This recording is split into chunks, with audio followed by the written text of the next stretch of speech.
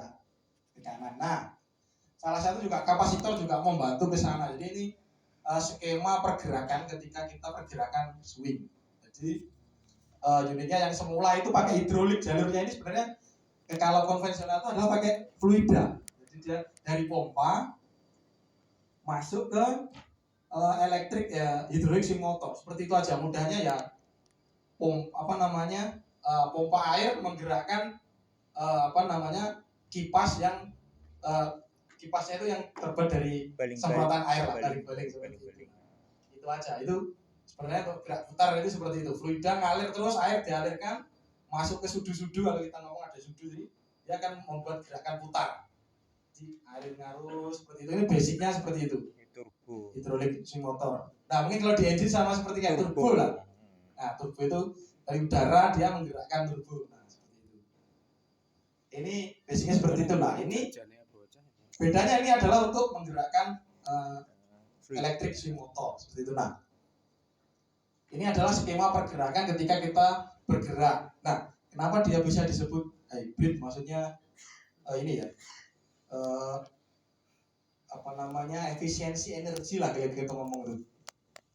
Nah, di sini ada namanya regeneration atau charge. Jadi kalau Bapak Ibu pernah lihat, jadi nanti tadi kan kita lihat generator bisa berubah jadi motor ya.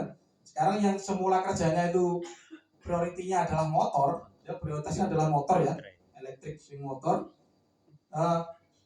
Kapan dia bekerja sebagai generator? Nah itu kita manfaatkan. Jadi kalau kita menggerakkan unit, kita berputar ya, ingat joystick itu kita gerakkan ke kanan atau ke kiri, itu unit akan berputar.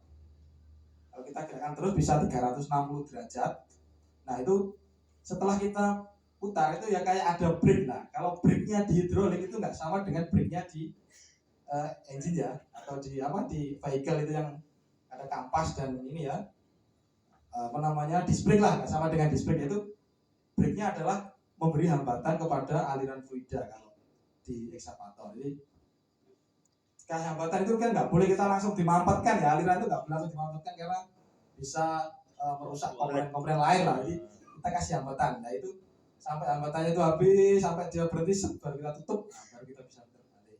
Analoginya seperti itu. Nah di sini pada saat kita lepaskan ini, jadi kalau kita ngomong itu ada delay ya. Jadi kita kalau menggerakkan operator menggerakkan ekskavator itu gerakan ke kanan, sini ini kita lepas unitnya itu harusnya kan berhenti ya, tapi masih ada sisa. Sebelum sampai dia berhenti full itu masih ada sisa lah. Sampai dia berhenti gitu. Nah, sisanya pergerakan ini, nah ini yang kita manfaatkan untuk kembali mengisi ke kapasitor. Nah, jadi pada saat kita lepas, elektrik motor itu berubah menjadi generator. Jadi dia memanfaatkan energi sisa atau inersia sisa lah daripada saat kita melakukan swing, kita muter itu unitnya berputar gitu. Nah, ketika unitnya berputar itu kita lepas kan kita masih ada ini ya namanya itu swing brake angle. Jadi ada sudutnya sekian derajat itu baru dia berhenti total. Nah itu kita manfaatkan sisanya pergerakan itu untuk dia berubah jadi generator untuk ngisi kapasitor. Nah itu kalau kita mungkin lihatnya itu kan kecil aja. Nah tapi kalau ekskavator kan gerakannya kan kanan kiri ngambil kanan lagi brake lagi. Nah itu cepat sekali ya, masuk keluar.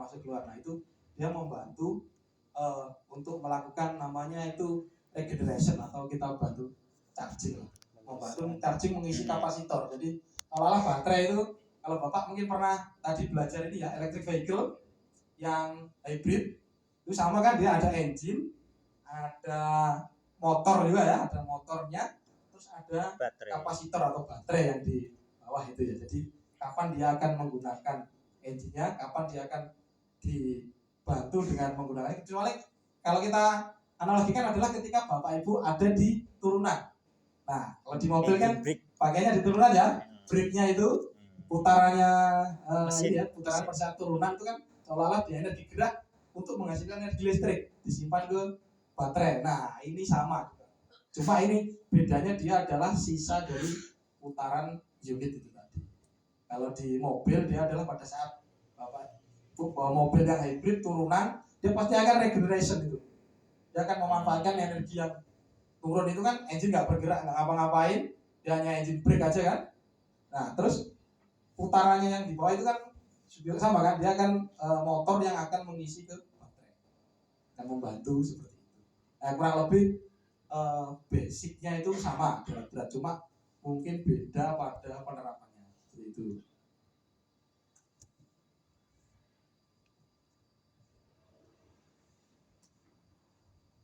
Nah ini sama ya, ini ketika charging dari sama itu, ketika sisa putaran itu dia akan langsung dimasukkan ke sini ya. Jadi intinya dia bisa bergerak sebagai motor, bisa bergerak sebagai generator.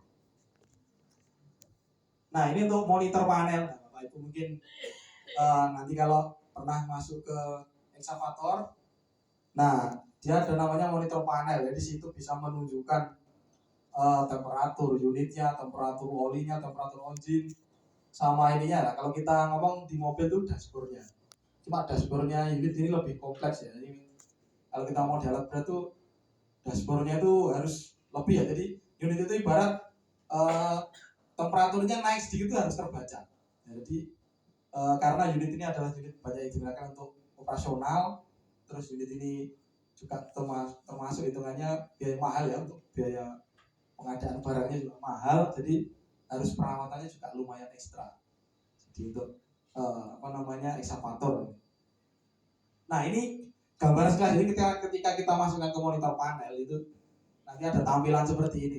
Nah ini engine-nya seperti ini. Engine ada di motor generator, nanti ada di pompa. Nah dia naik pompa itu ikan merah itu dia akan menggerakkan unit. Itu pakai yang hidrolik yang merah itu. Kalau yang hijau itu dia adalah energi listriknya. Nah, jadi ketika dia bergerak, kalau kapasitor itu penuh, generator itu diputus ya. Misalnya ada yang diputus, cuma disuplai dari kapasitor aja. Nah, jadi kalau kapasitor sama habis sekian persen, sisa 70%, pakai 30% langsung diisi lagi sama generator. Jadi cepet sekali ininya. Nah, sama dia juga ada yang langsung. Jadi kalau ketika kapasitor itu potensinya ya, maksudnya arus yang tersimpan atau daya yang tersimpan di kapasitor itu masih sedikit, jadi dia nggak mampu untuk memutar, dia dilangsungkan langsung. Nah terus yang kedua nih, ketika yang kita lihat arah panahnya ini, nah dia ketika tadi memanfaatkan energi putarannya tadi untuk untuk mengisi kapasitor, dan kapasitor sendiri dia ngasih arus juga. Jadi dia ngasih arus ke generator, biar generator itu berubah jadi motor. Nah nanti akan membantu meringankan kerja pompa. Nah jadi Bapak Ibu mungkin pernah membayangkan tuh ini ya, engine yang kalau kita ngomong itu dia yang semula itu rank kerjanya adalah di RPM 2000. Kalau di unit kami itu kelas ini adalah RPM-nya itu 2050 RPM. Jadi mungkin Bapak Bu, sebenarnya RPM-nya itu enggak setinggi electric vehicle ya, atau mobil itu sampai, kalau motor itu sampai 20.000 ya misalnya RPM-nya. Ada yang 10 ribuan kan, kalau ini sebenarnya dia masih di angka 2000. Nah, tapi kalau dengan kita bantu elektrik hybrid tadi itu, nah kita bisa mainkan ranknya itu lebih rendah. Jadi ketika kita low idle, atau kita ngomongnya itu kita nggak gerakan gasnya lah, kita nggak naikkan fuelnya itu, nah itu dia rank kerja RPM-nya itu bisa lebih rendah. Jadi maksudnya dia salah satu akan menghemat konsumsi fuel seperti itu. Nah 17% tadi kita kategorikan adalah yang kenapa bisa mereduce fuel ya. Kalau ngomongnya apa aja sih faktornya? Kalau dari kami alat berat itu ada 3. Yang pertama itu salah satunya adalah efek dari hybrid. Hybrid itu mempengaruhi juga untuk fuel consumption. Yang pertama, ini sampai tujuan. Yang kedua adalah efek dari low speed matching. Jadi kalau kita ngomong yang semula unit itu adalah rank kerjanya di 2000. Jadi beda ya, jangan bayangkan kita kalau ekskavator tuh kayak mobil ya, kita naikkan RPM-nya gas. Jadi kalau kita bekerja itu kita hanya ada mode low idle sama high idle. Jadi RPM low-nya itu 1000, jadi unit gerak ya akan lambat gitu, lemot lah berat. Itu kalau low. Kalau kita masukkan ke high idle, nah dia akan bertenaga seperti itu. Nah, jadi di eksavator itu cuma ada 2 ya. Jadi kita ngomongnya low idle dan high idle. Sebenarnya kita bisa setting juga sih. Kalau kita ngomong tuh ya FCD lah. Jadi tapi kita setel, kita mau beroperasi unit itu di RPM berapa. Nah, jadi kalau kita mau mengoperasikan di eksavator itu, dia unitnya kita setel di RPM berapa. Jadi ya udah kita sampai selesai itu kerjanya di RPM segitu. Ketika kita nggak pergerakan ya. Gitu. Nah, yang ketiga adalah dari efeknya engine. Salah satu pengaruhnya mungkin dari kami adalah kita menggunakan jenis engine yang baru. Nah, ini salah satu tadi ya yang sudah saya jelaskan. Ini jadi gini, Bapak Ibu mungkin pernah lihat ini yang grafik atas ya, itu ada light load, ini ada jadi ibaratnya begini, kita punya engine tiba-tiba terbebani atau mungkin tanjakan ya, kita ditanjakan, otomatis dia yang semula kenceng set, dia akan ngedrop, RPM itu kan ngedrop karena terbebani dia. Nah, itu masuk ke reng kerja. Reng kerja itu adalah ketika unit terbebani, jadi unitnya berat, garuk yang agak berat. Nah, gitu. Nah, kalau yang hybrid ini, dia bedanya adalah dia mulainya dari bawah. Jadi RPM-nya itu dari bawah, stabil. Sepersekian detik itu bisa kita naikkan RPM-nya dengan bantuan yang generator tadi yang berubah jadi motor. Jadi seolah-olah kerjanya itu ringan. Padahal sebenarnya bebannya sama dengan yang ini ya, bebannya sama, cuma karena dia RPM-nya dari rendah dia akan naik. Jadi sebenarnya dia langsung ini ketika tanjakan dia malah dinaikkan. Ya itu seperti itulah. Jadi terbeban itu dinaikkan untuk mengimbangi biar itu di bebannya. Jadi biar engine itu nggak stall lah kalau ngomongnya. Nah ini grafiknya seperti ini ya. Rengnya itu yang merah itu yang konvensional, itu merah itu kan RPM itu. Nah yang merah itu dia adalah RPM-nya ya, RPM tinggi, operasinya seperti itu. Yang merah ini yang RPM rendah, yang 1000. Nah kalau kita pakai hybrid yang ini ya, pakai hybrid itu ada di rank 1250, jadi bedanya lumayan jauh. Baik. Nah terus yang bawah itu di 700 RPM, jadi lumayan terlihat lah. Jadi kalau kita ngomong unit itu bergerak 1 jam dengan RPM yang 2000 dengan yang RPM 1250, maka akan konsumsinya akan lebih irit yang 1250 dengan pekerjaan yang sama. Seperti itu. Nah, mungkin ini sama ya.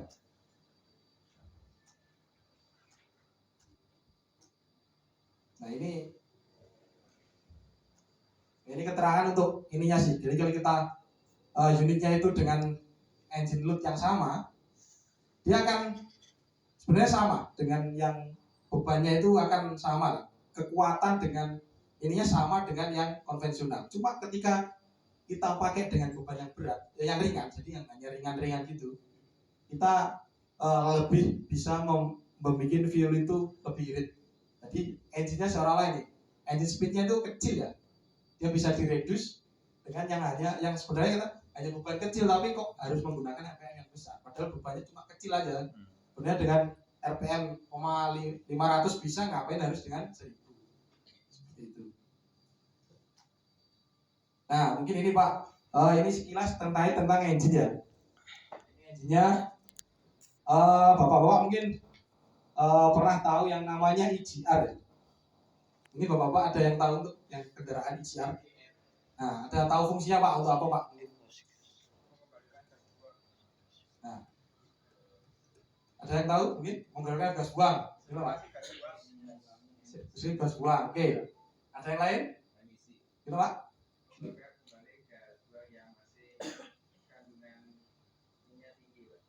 Oke, baik. Mungkin bapak udah sama ya, karena di kendaraan mobil pun juga sudah banyak pakai ya Pak. Jadi sama, jadi gas buang ini salah satu komponen yang membantu untuk mengurangi emisi ya, atau menurunkan kalau kita ngomong itu NOx ya, NOx ya, itu gas buang atau sama. Jadi gas buang itu ketika kita ngomong itu kan ada kalau di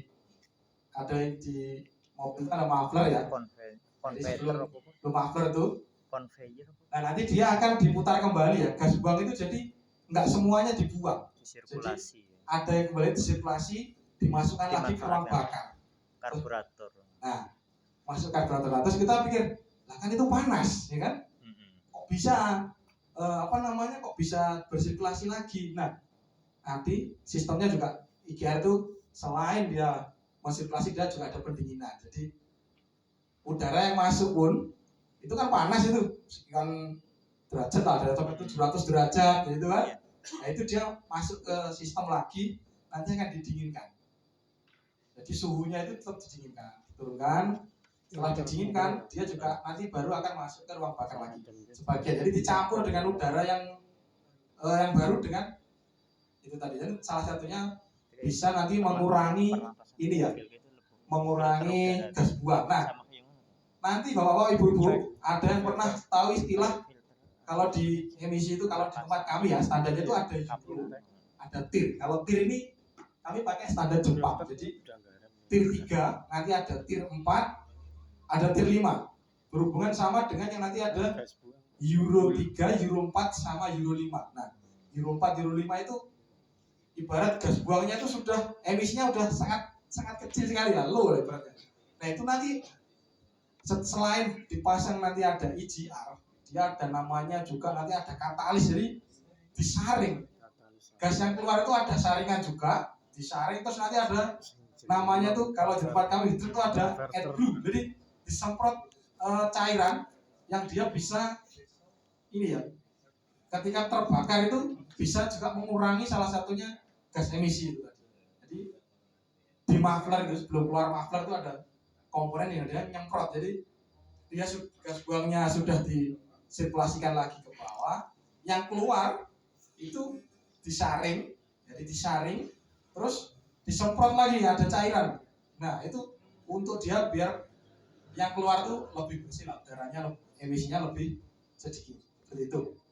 Nah yang kedua nanti bapak-bapak ada yang tahu ini KVGT itu dia adalah untuk bocas, tapi ada ini ya, kami itu ada, bapak tahu ada fungsi turbo cas ya di engine, mungkin bapak yang tadi otomatis ada yang tahu di turbo cas, meningkatkan percepatan di menengah ke atas itu.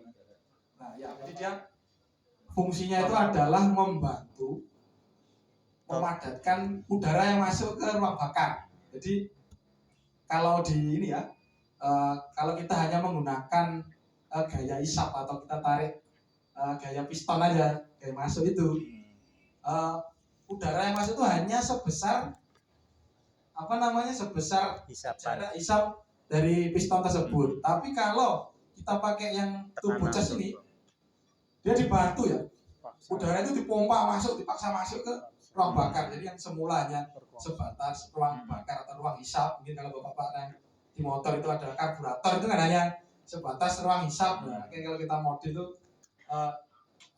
sendernya dibesarin, terus ininya itulah salah satunya itu kita ada tambahan tuh bocah, jadi kita kita paksa kita tambah udara masuk ke ruang bakar seperti itu. Nah di sini ini adalah tipe yang terbaru, jadi dia kalau yang di mobil itu dia gini ya, yang memutar itu adalah exhaust gas, jadi ada ruang ada input, ada output ya. Kalau output itu yang ke muffler, yang ke knalpot panas, yang input itu ke ruang bakar. Nah itu nanti ada komponen di tengah-tengah itu, ada namanya ini ya, kayak dua baling-baling lah, turbin, satunya turbin. Jadi itu nanti akan memutar. Nah, putarannya gas buang itu yang memutar turbo itu, membantu memasuk. Jadi udara yang keluar memutar balik-balik untuk bantu udara yang masuk seperti itu. Nah, kalau masalahnya adalah ketika gas buang itu lebih banyak putarannya kan akan lebih tinggi, udara yang kita masuk itu nggak bisa kita atur. Nah, di sini KVGT ini adalah dia menyesuaikan dengan kondisi ruang bakar. Jadi dia ada sensor